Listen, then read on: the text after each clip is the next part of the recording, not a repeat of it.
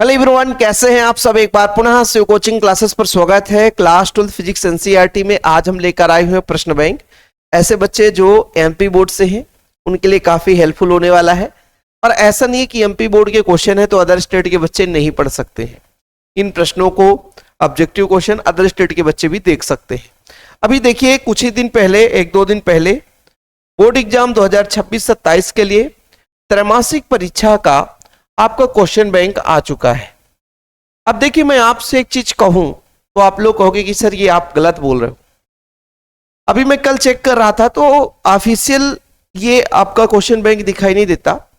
अभी ये 2-3 दिन पहले डाउनलोड हो रहा था और इसके जितने भी क्वेश्चन है ना वो प्रीवियस ईयर के हूबहू है, सेम है। तो जो बच्चे प्रीवियस ईयर का क्वेश्चन बैंक, क्योंकि एमपी बोर्ड ने 2000, यदि हम 25-26 की बात करें, पिछले ईयर की, केवल त्रैमासिक में क्वेश्चन बैंक आया था, इसके बाद क्वेश्चन बैंक नहीं आया था। तो इस बार भी ऐसे ही होगा, क्योंकि हूबहू वही क्वेश्चन बैंक उठा के दे दिया। और एमपी बोर्ड का कहना है कि पेपर तो आपका है ना हर डिस्ट्रिक्ट में अलग अलग बनने वाला है, तो ये गारंटी भी नहीं कि यहीं से आएगा, लेकिन फिर भी इन प्रश्नों को तो पढ़ना पड़ेगा। चलिए, मैक्सिमम क्वेश्चन करेंगे। आप लोगों को गुजारिश यही करता हूं भैया कि आप लोग इसके पहले जो भी वीडियोज हैं हमारे चैनल में प्लेलिस्ट में आप लोग जाकर के पढ़ाई कर सकते हैं, देख सकते हैं। देखिए, आपका जो पहला चैप्टर है, यहां से आपका एमसीक्यू 2 नंबर का, रिक्त स्थान का 1 नंबर का, सत्ता 2 नंबर का, एक वाक्य में उत्तर 2 नंबर का, 3 नंबर का और 4 नंबर का, मतलब मैक्सिमम क्वेश्चन जो है आपके एक चैप्टर से बनने वाला है। विभव एवं धारिता से भैया आपका देखिए, एक एमसीक्यू, 2 रिक्त स्थान वाला, सत्ता, फिर 2 एक वाक्य में, आपका 2, 3 है ना, और 1 नंबर। भाई विद्युत धारा से क्वेश्चन सबसे ज्यादा बनेगा। 2 नंबर का 2 क्वेश्चन, एक 3 नंबर का और एक 4 नंबर का। तो आप लोग स्क्रीनशॉट ले सकते हैं। इस तरीके से टोटल आपके पास जो है 5 चैप्टर हैं, जहां आपको ये देखने को मिल जाएगा कि ऐसे ऐसे आपका है ना त्रैमासिक परीक्षा में आने वाला है। चलिए सीधे बात करते हैं, चैप्टर नंबर 1 पे चलेंगे बच्चों। विद्युत आवेश तथा क्षेत्र। हम आपसे गुजारिश करते हैं कि हमने जो पढ़ाया है, क्लासेस कराई है, जो बच्चा क्रम से करा होगा ना तो मैक्सिमम क्वेश्चन आपसे बन ही जाएगा। एक आध क्वेश्चन इधर उधर हो सकता है, बाकी सारे क्वेश्चन बनेंगे। ई तीव्रता वाले विद्युत क्षेत्र में आवेश Q को रखने पर उस पर बल कितना होता है। तो विद्युत क्षेत्र का फार्मूला होता है एकांक आवेश पर लगने वाला बल। तो यहां से बल बराबर हो जाएगा आपका बच्चों Q इंटू E। तो option number C is the right answer हो जाएगा।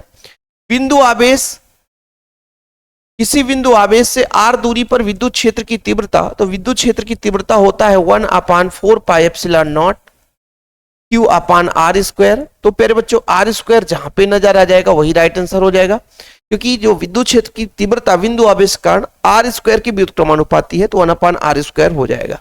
क्लियर। चलिए अगला देखिए, एक खोखले गोले के अंदर, अच्छा खोखला गोला है, ठीक है, द्विध्रुव रखा जाता है, उसके अंदर द्विध्रुव भी रखेंगे। गोले के से संबद्ध विद्युत फ्लक्स कितना होगा। अरे खोखला गोला है भाई, है ना, वहां नेट आवेश शून्य होगा, नेट आवेश शून्य होगा तो विद्युत फ्लक्स भी 0 ही होगा। ठीक है, एक कूलाम आवेश, देखो एक खोखला गोले के अंदर की बात की जा रही है, ठीक है, संपूर्ण फ्लक्स 0 होगा, अंदर 0 होगा, बाहर जो है वो आपका 1/ε0 गुना होता है। ठीक है, एक कूलाम आवेश पर इलेक्ट्रॉन की संख्या कितनी होती है। देखो बच्चों, एक इलेक्ट्रॉन पर आवेश यदि मैं आपसे कह दूं तो 1.9 गुणे 10 घाते माइनस, गलत बता दिया, ठीक है, 1.6 होता है।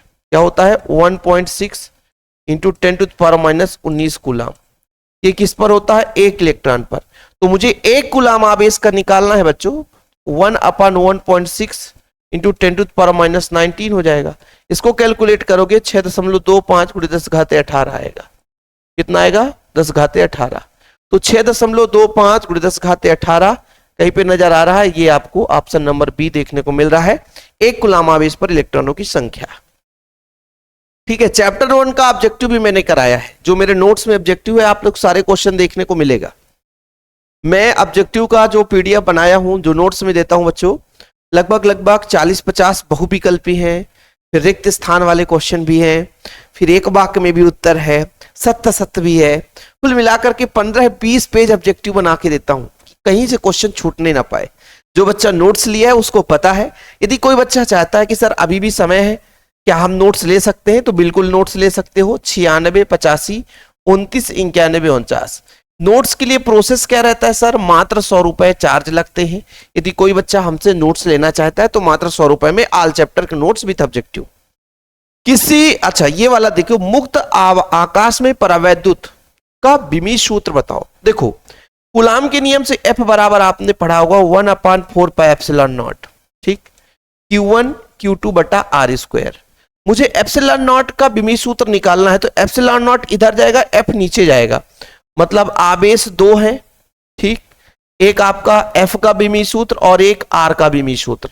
इससे आप लोग निकाल सकते हो। देखो ये आपका होता है धारा गुणे समय, दूसरा आवेश है, इसका भी होगा जाएगा धारा गुणे समय, ठीक है। और प्यारे बच्चों बल का होता है mLT का पावर -2, ठीक है सर। फिर R तो L ही है, ठीक है, इतना होता है। अब जरा ध्यान दो, कहीं पे आपको m का पावर -1 नजर आएगा, वही राइट आंसर होगा। m का पावर -1 सब में है।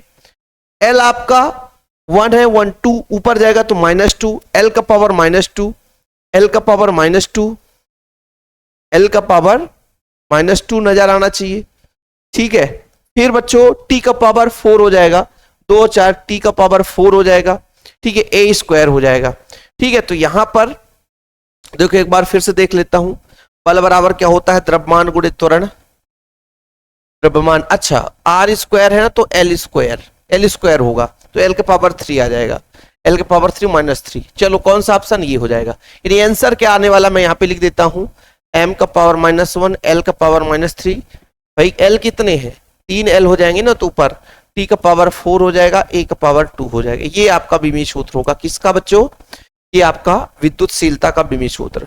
किसी द्विध्रुव के केंद्र से r दूरी पर विद्युत क्षेत्र, ये आप लोग अक्षीय स्थिति की बात कर रहे हो, अक्षीय स्थिति पर तीव्रता कितना होता है बताओगे? अक्षीय स्थिति पर तीव्रता बताओगे? 1/4 पाई एप्सिलॉन नॉट, फिर 2p/r³ होता है, यानी क्यूब के समानुपाती होता है बच्चों, व्युत्क्रमानुपाती होता है, क्यूब के व्युत्क्रमानुपाती होता है, ठीक है। एक घन जिसकी प्रत्येक भुजा x से केंद्र से ठीक ऊपर, मतलब एक घन कैसा होता है? घन कुछ इस तरीके से होता है, ठीक है बच्चों, इस तरीके से घन होता है आपका। यहां से मान लीजिए आधी दूरी पर तीव्रता कितनी होगी? तो इसका राइट आंसर बी होगा Q/2 epsilon not.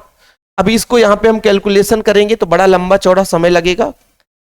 Epsilon not 2, ये आपका ऑप्शन नंबर बी हो जाएगा। विद्युत क्षेत्र का मात्रक, विद्युत क्षेत्र कहता क्या है? आवेश पर लगने वाला बल, आवेश पर, यानी न्यूटन प्रति कूलाम, न्यूटन प्रति कूलाम इसका राइट आंसर हो जाएगा, ठीक है। चलिए आगे बात करते हैं। और आप लोगों से गुजारिश है, देखिए भाई हम एमपी बोर्ड के बच्चों को एग्जाम टाइम में तो देते हैं, लेकिन एनसीईआरटी पैटर्न पर पढ़ाते हैं, तो कुछ बच्चे सोचते हैं एमपी बोर्ड का है नहीं। आप लोग एक बार क्लास तो जाकर देखो, हमारे चैनल में फिजिक्स का लगभग चैप्टर नंबर 7 चल रहा है। हम आगे का कोर्स करा रहे हैं क्योंकि बहुत सारे बच्चे एनसीईआरटी बेस में बोर्ड एग्जाम की तैयारी कर रहे हैं। तो आप लोग प्लेलिस्ट में क्रम से जाकर के अध्ययन करो। यदि आपने टॉपिक बाय टॉपिक अध्ययन कर लिया ना तो मजा आ जाएगा, कहोगे कि सर सही है, आपने बहुत कुछ अच्छा कराया है, ठीक है। आगे देखो बच्चों, धनावेशित कांच की छड़ को देखो क्या बोला है? धनावेशित कांच का छड़ है, एक कांच का छड़ है कि जो धनावेशित है, ओके सर। अनावेशित चालक के पास लाते हैं, ये अनावेशित चालक है, तो क्षण पर क्या होगा? आवेश। जैसे ही ऐसा स्थित होता तो इलेक्ट्रॉन इधर चलने लगेगा, क्योंकि आवेशित इलेक्ट्रॉन की कमी है, तो यहां पर जो आवेश है वो कम हो जाएगा, आवेश क्या हो जाएगा? कम हो जाएगा। एक्स अक्ष में निर्दिष्ट एक समान विद्युत क्षेत्र E है। यहां पर बच्चों SI क्षेत्रफल का पृष्ठ उपस्थित है, संबद्ध विद्युत फ्लक्स कितना होगा? विद्युत फ्लक्स कहलाता है कितना तीव्रता है और कितना एरिया से होकर जाता है ना। तो ये आपका फर्स्ट हो जाएगा। वायु में एकांक धनावेश निकलने वाला फ्लक्स कितना होता है? वायु में एकांक धनावेश, अच्छा देखो भाई, कूलाम का नियम आपने पढ़ा होगा। कूलाम का नियम क्या कहता है? कुल जो फ्लक्स होता है आवेश का 1/ε0 गुना होता है। यदि एकांक की बात करेंगे तो 1/ε0, क्योंकि आवेश का मान इकाई है, आवेश का मान इकाई है बच्चों। ये फर्स्ट हो जाएगा, लास्ट ऑप्शन नंबर डी हो जाएगा, फर्स्ट नहीं डी हो जाएगा, ठीक है। चलिए इसके बाद पहुंचते हैं रिक्त स्थान वाले प्रश्न पर। आप लोगों से गुजारिश है कि अभी भी बोर्ड एग्जाम की तैयारी करने के लिए जिनके पास नोट्स नहीं है, शिव सर का नोट्स लेना चाहते हैं, ऑल चैप्टर प्रॉपर नोट्स, तो मात्र 100 रुपए में आपको दिया जाता है बच्चों। अभी भी समय बहुत है आप लोगों की तैयारी करने के लिए। ये मेरा पर्सनल व्हाट्सअप नंबर है 9685299149, जिनको भी प्रॉपर नोट्स की जरूरत हो। विद्युत क्षेत्र की तीव्रता का एसआई मात्रक न्यूटन प्रति कूलाम आपने पढ़ लिया है। दो बिंदु आवेश से x दूरी पर स्थित है, मतलब एक प्लस क्यू आवेश है और एक माइनस क्यू आवेश है, दोनों के बीच की दूरी x है। द्विध्रुव आघूर्ण कहलाता क्या है? एक आवेश और बीच की दूरी, तो क्यू एक्स हो जाएगा बच्चों, है ना। गाउस के नियम के अनुसार किसी बंद पृष्ठ से संबंधकृत फ्लक्स भीतर उपस्थित आवेश का बीजी योग का 1/ε0 गुना होता है, आपने पढ़ा है। आवेशित खोखले गोले के स्थित बिंदु पर विद्युत क्षेत्र शून्य होगा। गोले के अंदर आवेशित खोखले गोले के अंदर कोई भी बिंदु होगा वहां पर विद्युत क्षेत्र शून्य होता है बच्चों। अंदर कुछ भी नहीं होता है, कोई बल का अनुभव नहीं होता। अंदर की बात कर रहे हैं, आवेशित खोखले के अंदर कोई आवेश नहीं रहेगा तो खत्म कहानी। मूल आवेश का मान कितना होता है? मूल आवेश का मान कितना होता है? 1.6 × 10⁻⁻19 कूलाम। किसी विद्युत द्विध्रुव पर नेट आवेश शून्य होता है। किसी विलगित निकाय का आवेश सदैव संरक्षित रहता है, संरक्षित या नियत होता है, या नियत। ठीक है बच्चों, ओके। निम्नलिखित कथनों के लिए सत्य असत्य बताइए। आप लोग भी सारे क्वेश्चनों को पढ़ते चलिए, ठीक है। बताओ भाई, अगला प्रश्न देखिएगा आप लोग। सत्य असत्य पे चलते हैं। किसी चालक के अंदर विद्युत क्षेत्र शून्य होता है। किसी चालक के अंदर, बताओ भाई, किसी चालक के अंदर तो प्लस से निकलता है, माइनस पे समाप्त हो जाता है। प्लस से निकलता है, माइनस पे समाप्त होता है। अंदर कोई विद्युत क्षेत्र रेखाएं नहीं चलती, इसलिए आपका यह सत्य है बच्चों। किसी चालक के अंदर विद्युत क्षेत्र रेखाएं शून्य होता है, ठीक है। किसी चालक के अंदर विद्युत क्षेत्र रेखाएं क्या होता है भाई? शून्य होता है, ओके। स्थिर विद्युत क्षेत्र रेखाएं सदैव बंद वक्र बनाती है? नहीं, बंद वक्र बनाती है। अंदर भैया, अंदर नहीं चलती, इसलिए बंद वक्र तो नहीं कह सकते ना। अंदर नहीं चलती इसलिए बंद वक्र तो नहीं कह सकते, इसलिए गलत है। एकल आवेश का अस्तित्व तो नहीं होता है। हमने पढ़ा है कि जब कोई एकल आवेश होता है तो यहां से विद्युत क्षेत्र रेखा निकल करके अनंत तक जाती है, इसलिए एकल आवेश का अस्तित्व है। लेकिन यहां पर नहीं शब्द का प्रयोग किया गया है, इसलिए इसको हम असत्य बोलेंगे। इसलिए हम इसको असत्य इसलिए बोलेंगे क्योंकि बोला है अस्तित्व तो नहीं है, जबकि अस्तित्व होता है, इसलिए नहीं, इसलिए गलत है। विद्युत द्विध्रुव आघूर्ण सदिश राशि है। विद्युत द्विध्रुव आघूर्ण सदिश राशि है, बिल्कुल सही है। सजातीय आवेशों में सजाती है, प्लस और प्लस एक दूसरे को आकर्षित करेंगे? नहीं, एक दूसरे को प्रतिकर्षित करते हैं। विद्युत द्विध्रुव के दोनों आवेश एक दूसरे को प्रतिकर्षित करते हैं। विद्युत द्विध्रुव एक प्लस को होता है, एक माइनस होता है। एक दूसरे को प्रतिकर्षित करेंगे? नहीं, ये आकर्षित करते हैं। क्या करते हैं बच्चा? यदि अलग अलग आवेश तो आकर्षित करेंगे, लेकिन यहां प्रतिकर्षित की बात की गई है, इसलिए आपका सत्य हो जाएगा, है ना। किसी विद्युत क्षेत्र के किसी बिंदु पर स्थित इलेक्ट्रॉन जितने बल का अनुभव करता है उसे विद्युत क्षेत्र की तीव्रता कहते हैं। बिल्कुल सही है, क्योंकि आपने पढ़ा कि विद्युत क्षेत्र की तीव्रता आवेश पर लगने वाला बल, यानी आवेश जितने बल का अनुभव करता है उसे हम विद्युत क्षेत्र की तीव्रता कहते हैं। विद्युत फ्लक्स एक अदिश राशि है, बिल्कुल सही है, ये भी आपकी करेक्ट आंसर है। विद्युत फ्लक्स अदिश राशि है। विद्युत फ्लक्स किस किस पर डिपेंड करता है? विद्युत क्षेत्र और क्षेत्रफल पर डिपेंड करता है। विद्युत क्षेत्र रेखाएं ऋण आवेश से प्रारंभ होती है, बिल्कुल गलत है।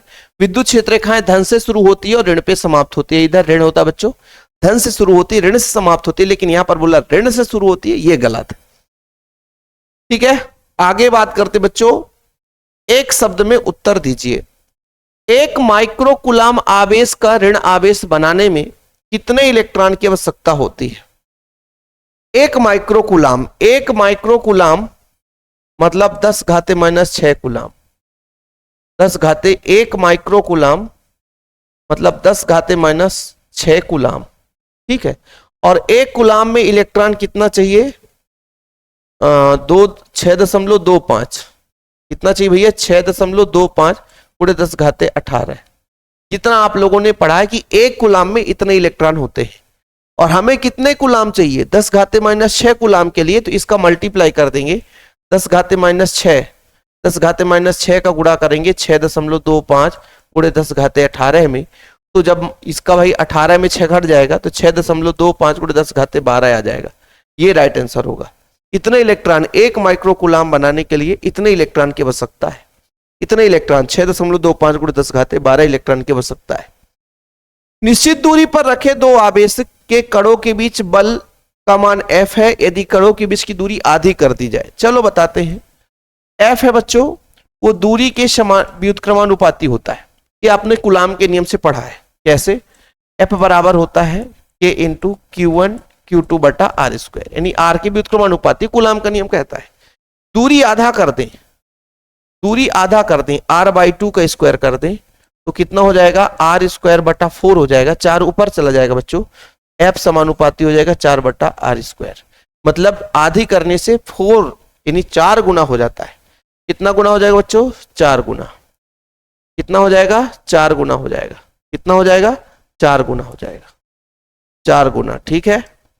एक इलेक्ट्रॉन और एक प्रोटॉन के बीच लगने वाले स्थिर विद्युत बल तथा गुरुत्वाकर्षण बल में कौन सा प्रबल होगा? विद्युत बल प्रबल होता है, ध्यान रखना आप लोग हमेशा। विद्युत बल प्रबल बल है। एक विद्युत द्विध्रुव का कुल आवेश होता है, विद्युत ध्रुव का कुल आवेश शून्य होता है, नियत रहता है ना, इसलिए शून्य होगा। विद्युत द्विध्रुव आघूर्ण की दिशा ऋण से धन की ओर होती है बच्चों, ऋण से धन की ओर, ऋणात्मक से धनात्मक की ओर, ठीक है। द्विध्रुव की दिशा ऋण ध्रुव से धन ध्रुव की ओर होता है। एक बंद पृष्ठ के अंदर एक विद्युत द्विध्रुव स्थित है, एक बंद पृष्ठ है, विद्युत द्विध्रुव स्थित है, ठीक है। +Q -Q, नेट आवेश कितना है आपका? शून्य है। उससे गुजरने वाला संपूर्ण वैद्युत फ्लक्स का मान, भाई यहां पर फ्लक्स 0 होगा। जब कोई आवेश ही नहीं है तो फ्लक्स 0 है, फ्लक्स 0। जब कोई आवेश नहीं तो फ्लक्स 0 है। अब बात करते हैं चैप्टर नंबर 1 के कौन कौन से क्वेश्चन दिए गए हैं। स्थिर विद्युत के अंदर कूलाम का नियम, विद्युत क्षेत्र रेखाओं के गुण, आवेश का क्वांटमीकरण, विद्युत फ्लक्स, फ्लक्स के अंतर्गत गाउस का प्रमेय, हमने भी ये सारे क्वेश्चन दिए बच्चों। तथ्यात्मक क्वेश्चन थोड़ा इस तरीके से देख सकते हो, एमपी बोर्ड कैसा क्वेश्चन घुमाता है।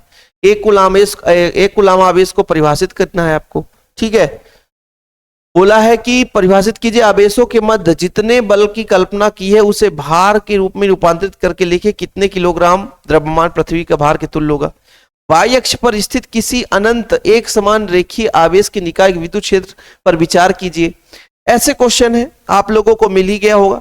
यहां पर मैं एक चीज आपको दिखाना चाहता हूं, अभी जो बोर्ड एग्जाम 2026-27 में भी दे दिया, गास के नियम से कूलाम का नियम एनसीईआरटी में बिल्कुल नहीं है और ये क्वेश्चन कभी नहीं आता, फिर भी ये दे दिया, ठीक है। यदि किसी विद्युत द्विध्रुव को एक समान विद्युत क्षेत्र में थीटा कोण घुमाया जाए तो इसमें किए गए कार्य के लिए निगमित कीजिए। ये यहां पर नहीं है, आगे चलकर जब आप पढ़ोगे अगले चैप्टर में वहां, ठीक है। चैप्टर नंबर 5, 6 में, 6 में है आपका ये स्थितिज ऊर्जा के लिए व्यंजक है। 6 चैप्टर नंबर 6 में एनसीईआरटी में। तो कुछ अटपटे क्वेश्चन भी एमपी बोर्ड वाले दे देते हैं बच्चों को फंसाने के लिए, लेकिन फिर भी भाई आप लोग इनको ना पढ़ो, लेकिन ये 3 प्रश्न आप लोगों के लिए इंपॉर्टेंट है, इसे तो पढ़ ही लेना, ठीक है। बाकी ऑब्जेक्टिव चैप्टर नंबर 1 का करा दिया मैंने, और आप लोगों से एक बार फिर से कहना चाहता हूं कि जो बच्चा नोट्स लेना चाहता है 96 85 29 91 49, भैया 100 रुपए में आप लोग वैसे भी एक छोटा सा पार्टी कर लोगे, लेकिन प्रॉपर नोट्स लोगे, शायद हो सकता है वो आपके बोर्ड एग्जाम में काफी हेल्प करे। अभी से पढ़ाई शुरू करोगे, अभी आपके पास काफी समय, ठीक है। प्यार भरा नमस्कार, पहली बार आए हैं चैनल को सब्सक्राइब कर लेना। और भी आप लोगों को लगता है कि सर और भी आप कॉन्सेप्ट के साथ समझाओ, देखो हमारा टास्क यही रहता है, हम कुछ भी पढ़ाते हैं समझाने के साथ, ऐसा नहीं कि ये पढ़ लो ऐसा है ऐसा, वो वाले टीचर हम नहीं है। एमपी बोर्ड के लिए बहुत सारे ऐसे छोटे छोटे बच्चे टीचर, मतलब जो आप सीख रहे हैं, उनका काम है किसी का कॉपी करना, ये है वो है ये है, ऐसा हम बिल्कुल नहीं करते हैं। हमसे 10 बच्चा भी पढ़ता है, लेकिन हमारा उद्देश्य रहता है कि जो हम आपको समझाएं वो आपको प्रॉपर समझ में आए, ठीक है। बाकी कोर्स आप लोग जाकर देखना, जो पेड बैच में पढ़ाते हैं यूट्यूब पे, शिव सर आपको फ्री में एमपी बोर्ड के लिए पढ़ा दिया है। आप जाकर एक बार प्लेलिस्ट तो विजिट करो, फिर बताना कि शिव सर ने कितना बेहतर लेक्चर दिया। फिलहाल अभी के लिए इतना ही, एक बार फिर से आप सभी का धन्यवाद, प्यार भरा नमस्कार, जय हिंद, वंदे मातरम।